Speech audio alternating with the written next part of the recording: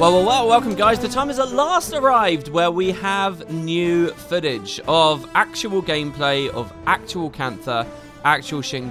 I'll probably be reusing this an awful lot. Today, what I'm going to do is just speed it up mostly, and you're going to see the devs' faces cut in and out. What I'll try to do is create my own little version where we get rid of all the studio segues, and you're not looking at the devs constantly getting cut to, but we just get regular Shing in real time. But I haven't quite created that track just yet. The subject of today's video is actually something I've already covered. Now, I know most of you guys missed it, but on the day, I did kind of a big pre-stream where we were waiting around talking about what the devs were doing. I was essentially saying at the time that I was really excited about this one, more excited than any of the other streams except the original first peek we got a couple of months ago, because I think the power of just looking at the gameplay will mean a lot, because it will get people immediately into that mindset of, oh yeah, I do love Guild Wars, this is a fun thing that I've not been able to do for a while, just go on a new adventure and play the game. And we all know the polish that Guild Wars has, we all know how amazing the combat feels in the open world, the build craft and so on.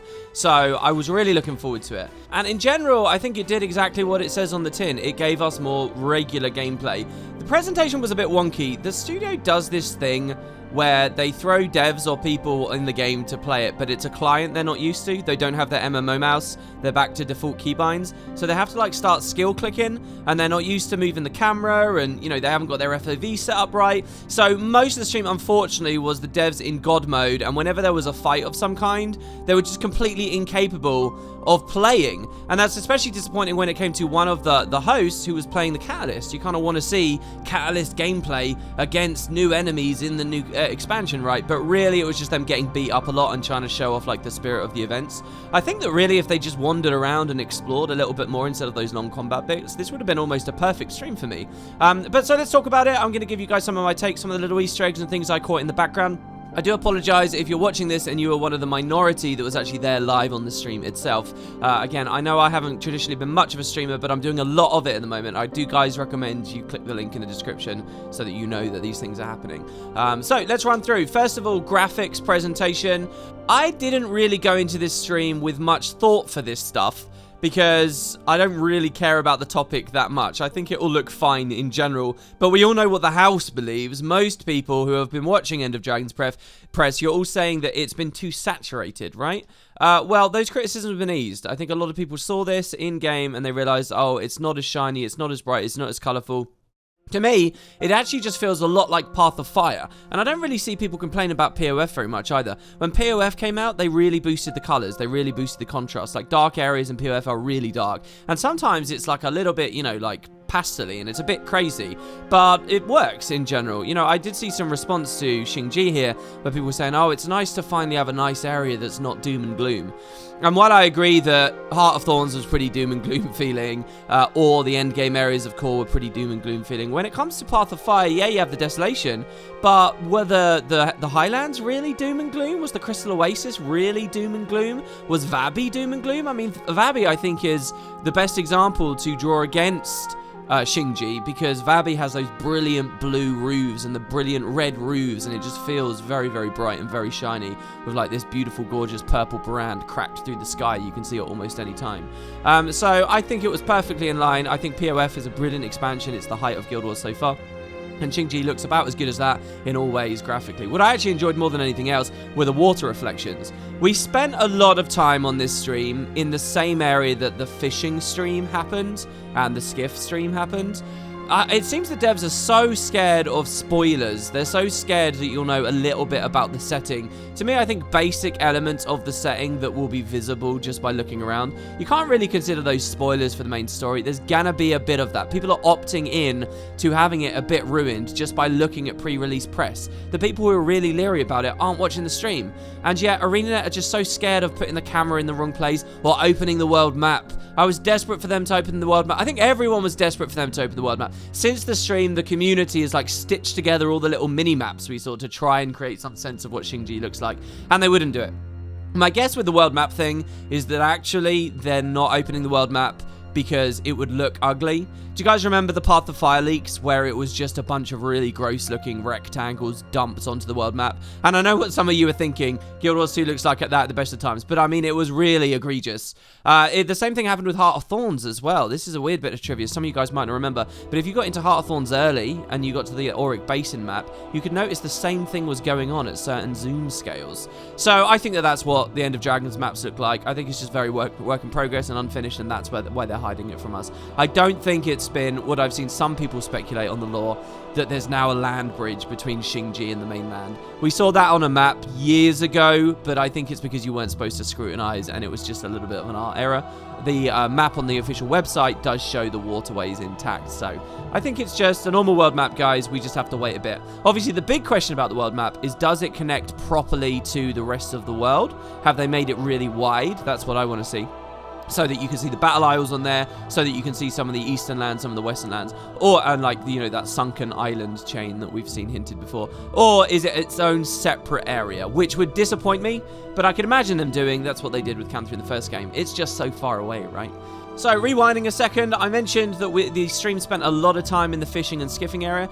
That means, you know, I'd already seen a lot of what it had to give graphically, and I was impressed by the same stuff. Like the water reflections. It looks awesome being out on the water and seeing these huge reflected bells swing in the rippling currents below. The waters look really calm and generally nice. Lots of fun probably to fish in. There was a very brief moment where they did do a bit of fishing while they were trying to queue an event or something, but you didn't really get to see how the mini game had moved forwards or whatever. They also spent very little time on skiffs on this, because since the previous stream, there's been some kind of bug that causes their characters to T-pose. Oh well. Let's talk about little things that really struck me and I really enjoyed. Talking of spoilers and what I think they're trying for us not to see, there was a brief mention in the background, I think it was ambient dialogue, of Aether Blades. And I don't remember the exact specifics. I don't really want to give you guys the exact specifics in case this is what ArenaNet was sort of trying to hide. I want to stay in the spirit of the thing. I think that they were supposed to be like vaguely antagonistic, which would line up with how they were treated in Living World Season 1. I actually thought they'd be something more of an allied faction now that Scarlet isn't pulling the strings, but maybe they're bad guys for whatever reasons they've discovered and figured out in the mists. Who knows? But yes, there does seem to be some kind of Aetherblade influence on Shing, and it sort of felt like the population weren't too interested. I liked that. Another thing I really liked was hiding in the background at one point in the footage was a waypoint. Oh, WoodenPotatoes. What's so interesting about what waypoint, I hear you wonder? Well, think about it. Waypoints are Asura tech. And the Asura have not been in Cantha, as far as we know, since they closed their borders. Now, there has been the chance that there were subterranean Asura that came up, but even in that case, that there had been other subterranean Asura that the Canthans have been interacting with, their waypoint network, had they invented one, they might still just be using Asura gates after all, their waypoint network is clearly not connected to the waypoint network that's up here. So waypoints, what I'm trying to say, should be different in Cantha. And the devs thought about that, and they are. And they paired it with something we know has been going on in Cantha already from the other streams. It's Jade Tech. There are Jade Tech waypoints. And I love this. I love this because it works in the lore, but I love it for another reason. Something I've observed since Heart of Thorns came out. One of the things that I always think makes expansions feel very different to the core game is when basic elements of flavor or visuals change a lot just because you're in that new territory. It's like how in Guild Wars 1, when we went to factions, the dialogue pop-ups had like that East Asian sounding gong sound whenever they appeared, and it felt like a fresh coat of paint and polish over the top of the UI and the general experiences you're having. It's like in Final Fantasy XIV, if you've been watching me play through that. When we got into an expansion, the quest pickup sound changes. One thing I think Guild Wars 2 could always have done that would have felt great in this area is waypoints. You're always standing near waypoints, you hear that general thrumming noise, you walk near a waypoint and it does the unlock splash animation. Now with both Heart of Thorns and POF, they kind of hand wave an idea that members of the Pact, the Priory, whatever, explorers, have gone on ahead and set up quick little waypoints for you, and they're the general waypoints we know and love. Now in this new expansion, one of those like defining things, the sound it will make as you're near it, the appearance of it as it spins, hopefully the unlock animation, they'll all be different. And I know it might sound like I'm talking about something very small here, but I really do think it's little stuff like that that will make you think, wow, it feels like a new experience. It feels like a new expansion, even as close if you can to a new game. So that's what I really like to see. It was a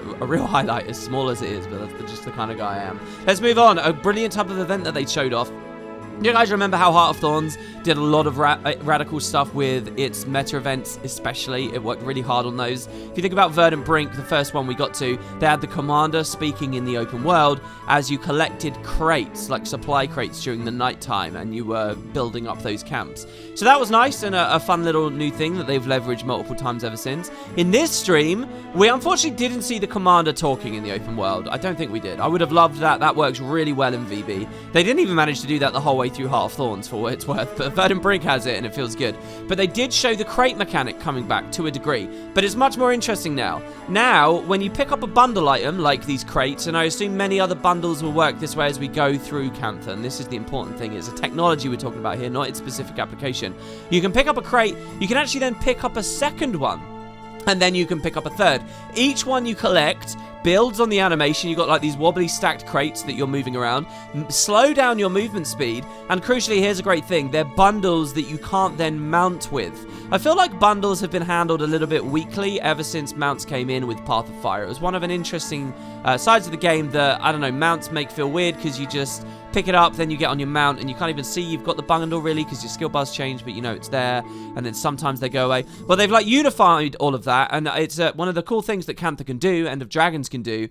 It can look at bringing together systems that were kind of competing a bit from previous X-Packs and make them like one contiguous thing in Cantha. So the crate thing I thought was brilliant, and the idea of the event is you got to collect a bunch of crates, move them to a place. How many do you want to risk carrying all at once, because you're going to slow yourself down? They also had a twist on it, which was the reverse, which I think looks cooler for most people. There's a little bit of a hint to it in the Icebrood Saga, with the spirit of Ox in the Bura Marches. Now, do you guys remember the Ox would pull like a big salt lick, I think it was, or something, and it was on ribbons or bands, big rubbery, stretchy things as it moved it along? Well, you can do that yourself now. There are the regular crates which a mount won't take, or there's these massive boxes which can only be moved by mounts. And so then you get an interesting idea of using your mount movement abilities and so on. And so here we have an idea of an event that very keenly hooks into the idea of mounts. And that might make you scratch your head, because as we've discussed an awful lot, we don't really know what ArenaNet thinks about mounts. They just said, you get them, have fun.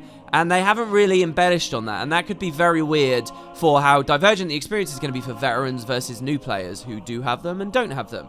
So we'll come back to that in a second. Some other little notes, things that I love from just the gameplay section. They tried to show off some enemies, and again, the presentation was really wonky. I can't wait for this next Elite Spec beta where I'm not away, and I want to do an animation showcase for you guys where I just show the quality of the models, the quality of the movement, the sound effects and stuff, because ArenaNet isn't producing any of that content. They should be.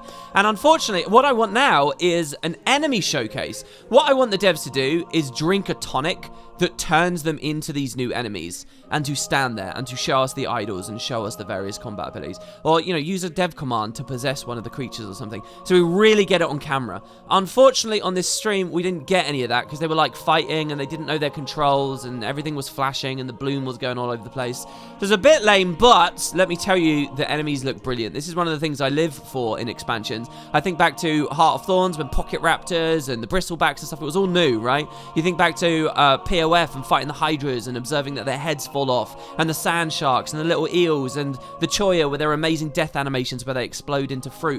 It's really cool, the new enemies. It's one of the biggest things for me. And we're going to Cantha, so there's stuff they'll bring back. What did we get? Well, we get to see the Naga. The Naga I'm especially interested in because they're a bit of a fan favorite for me when I used to play Guild Wars 1. I was hoping to take my mini Naga, which was a really rare mini. There were only 900 of them in existence. I was hoping to take it into the sequel game via the Hall of Monuments. None of that really worked out in the end, but I still love the Naga for it. And then they also showed the Kappa. So these were turtle creatures, generally quite small in Guild Wars 1. They've gone with another take in the sequel, which I adore. They've made them much bigger. They're essentially like the Nuhawk of this expansion. It looks like big lumbering creatures, tanky, probably have break bars, slow strikes, but lots of CC, lots of damage. They're like new kinds of Nuhawk, and I love that. I think that's fine. You know, I love how in Guild Wars 1, Oak Hearts were these small little things, and then in the sequel there were these giant, beautiful, gorgeous trees. Well, they've done a similar thing here. Speaking of Oak Hearts, one thing I'm still looking out for is new Island Guardians. Think about how the O-Carts change between the two games. How might an Island Guardian change if they actually add those in Cantha? That's going to be brilliant. So, yeah, they look good. The Naga especially had, like, this really gorgeous, like, scaly sheen to them, which you only briefly got to see for some little moments, but was really satisfying when it was there. Another new enemy were, like, ghosts. There's some kind of story with a day-night cycle. At night, all these spirits come out. I'm sure they'll explain more of that, hopefully tie it to, like, some Season 4 lore. And there's a specific kind of, like, Imperial Guard warrior ghost that we're seeing, which I guess some people might really like. I'm a bit sick in Guild Wars of enemies that appear ghostly or appear, like, holographic or just have, like, that sheen over them.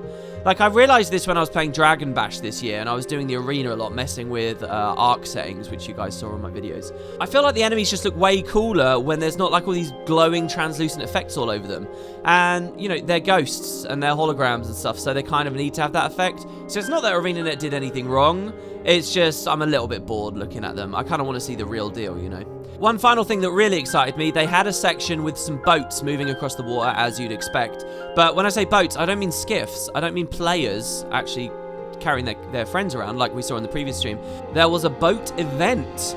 And so in this, you get to see a fully collissive, you know, you can actually interact with it, vessels sail out over the water on some quest to do something, move around, come back, and that's cool enough. I hope we all remember the Sandswept Isles and the little raft you can climb on there. That's cool enough. It's something that we haven't seen as just a part of an expansion. It's a nice big boat as well. Even better, you have skiffs too. So you can choose to ride the NPC boat, or you can get in your own skiff and sail along next to it and, like, bump into it and stuff. And there's something about that really clicked for me. I thought looked really, really brilliant. And I'm excited to see what they do as we go into other maps and other places where maybe there's even bigger open waters, larger vessels. Remember how in Daybreak we have the big ships that you siege during the Palawadan meta? What if we start playing with stuff at that scale and we've got our little skiff bobbing along next to it? Maybe I'm letting my imagination run away from me and I need to rein back my expectations of this expansion a bit. But I want to be excited, damn it, and I'm going to be. There was another little moment here too where one of the devs fell in the water and was really keen on not getting on their skimmer. Now, this is quite interesting. When I observed this by my own chat, I was originally looking at this live. Somebody mentioned the idea that, well, maybe it's because they don't want to market the skimmer because it's not going to be in the expansion. But I'm not sure I really buy that. It doesn't track when one of the demo users was on a Reaper, which is a Heart of Thorn spec that End of Dragons people certainly won't be getting. The reason I think they didn't get on the skimmer is because of a very obvious thing that's going to happen. Skimmers are going to have much higher quality of life, and they're going to move just as fast, if not faster than boats, unless you have a whole party of players to, like, boost their speed and stuff. We're going to see a lot of skimmers in this expansion, and I think ArenaNet don't want to make it obvious how much that tramples on our enjoyment of skiffs. Skiffs will be precisely because, hey, I've got to fish off of this, and I'm not allowed to fish off of the skimmer. And I think that's going to feel weird in the X-Pack. I think it's going to feel especially weird when people say, oh, well, it's because skiffs are co-op. That's why they're really fun. And then they don't end up using the co-op side very much. And they realize that co-op mounts are possible because of the Siege Turtle, which we'll all be playing. And obviously we haven't seen any press for yet. So it was just kind of a funny moment where it looks like ArenaNet's very aware of that and they just don't want you to think about the skimmer. There is a topic on mounts coming up in a second, though. So let's move on. One of the things that's taken everyone by storm, or at least has spurred a lot of discussion, is the fact there was a tutorial area here. So they did confirm Shing is where the expansion starts. So this is the equivalent of the Crystal Oasis in Path of Fire. There's going to be some kind of instance for POF. That was a brilliant instance, if you remember. The airship, the pyramids blown up. Heart of Thorns, it was kind of mediocre, let's be honest. There was a nice cutscene involved in it, like where they reused a trailer, but generally speaking, the POF one was brilliant. Teaches you about mounts and everything. You ride through, you end up at the town. We're going to end up at Shing this time. It's the beginning. So, what we can discern from that probably is Aether Blades are involved in the opening instance. If Aether Blades are just wandering around on the world map, they'd want to introduce that to us, right? But also, it's a good place to put tutorial stuff. It's where a lot of people will instantly start. There are going to be new players with End of Dragons, and they are going to use their level 80 boosters. They're going to be here. And I think it is important that they have something that teaches them about break bars, that they have a target dummy they can hit so they can just sort of get the flow for their skills. Because when you use a level 80 booster, you're dumped with a ton of abilities. We're all playing these elite spec weekends. We know how this feels. And people will just want something to hit without having to worry too much. So I really think this is valuable. A lot of people have been saying, well, why is it here and not in the actual tutorial areas? Why isn't it in Queensdale? Why isn't it in the Plains of Ashford? Why isn't it Metrical Province, Caledon Forest? And I think that's a fairly valid remark to make. But it maybe isn't as important as most people think it is. Now, why do I say that? For actual new people who haven't level 80 boosted, when you're in the Plains of Ashford, for example, or the Wayfarer Foothills, you are learning about a lot of stuff. You're learning what a point of interest is. You're learning what a vista is. You're learning how dynamic events work, and they are nuanced. You know, if you think about even Wayfarer, there are dynamic events that require combat. There are dynamic events that are having you doing riddles. There's a dynamic event overlapping with a heart, and you've got to like figure out what's a heart, what's a dynamic event. You've got to observe this stuff, actually remember it. While you're learning the combat system, while you're learning about bundles, while you're trying to figure out where you're even supposed to go, because the personal story isn't even on screen for you anymore, there's a lot going on. The tutorials, I actually don't think are even that valid in the earliest maps. I think if ArenaNet are going to add tutorials like this to the core game, they're actually most valid around the Lion's Arch map, around Lornar's Pass, around Bloodtide Coast, where all the game basics have clicked in for people. The other thing I would say, and this is perhaps more pertinent in terms of the devs only have a limited number of resources, they've got to put them in accurate places. By putting the tutorial at Shing, what they've actually done is they've captured ex-players too.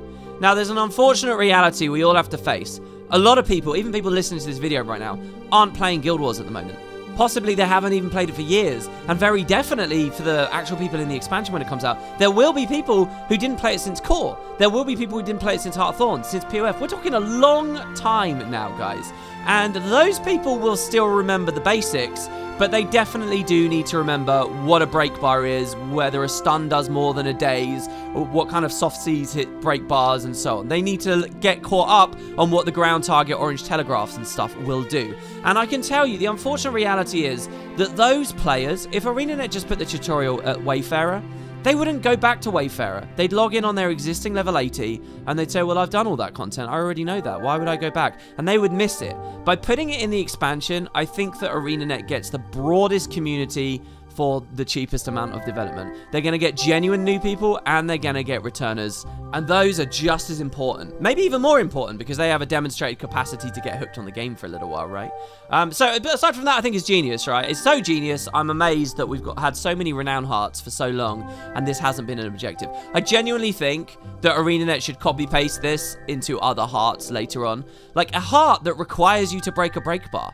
I mean, how brilliant is that? Honestly, that should just be a thing you can do. You know how often you kill a rat so that you can progress the renown heart a little bit? Well, if you want to be lazy and you don't want to figure out what the other objectives are, maybe give someone a target dummy where they can break the break bar regularly. Because I do think there is value in reinforcing this behavior. Don't just teach it at the very beginning of the X-Pack, reinforce it again and again and again. And we can all have more sophisticated, more fun experiences in Guild Wars. Because Guild Wars is more fun when you've learned how to play it, and the devs can do more and push you harder, which is exactly what I want to see everybody experiencing. So, there is only one more big topic. I've alluded to it many times throughout the video. It's to do with gliding, and it's to do with mounts. So, before this stream, I was very worried. I was worried because ArenaNet they usually do. They said, oh, we're not going to take anything away from you. If you have all the mounts already, you can go to End of Dragons and you can just play the maps with all the mounts. And while that sounds fun, and I don't begrudge people being able to continue use what they feel they have earned, it does create a bit of a design hole, and I don't think it's the kind of thing the devs can be lazy about. There is a very big difference between me with a Sky Scale and a Roller Beetle and a Griffin and every single mount with all the masteries maxed out, and you who has none. So ArenaNet has to pick who they design the expansion for. If they design it for the guy who has none, who really I think they probably should, because you want new blood, and new blood are more important than old blood. If they do that, then it means all the veterans are gonna blow through this stuff. Have you guys ever gone back to Dry Top once you have a Springer? Dry Top does not work once you have a Springer. It wasn't designed for the Springer. Have you been to any of the core maps and observed how small they feel when you can get across it on a Roller Beetle in literally like 20 seconds? So those are maps that are not designed for mounts, and that's essentially what ArenaNet would kind of have to do. Gliding as well as a slight bar to that as well.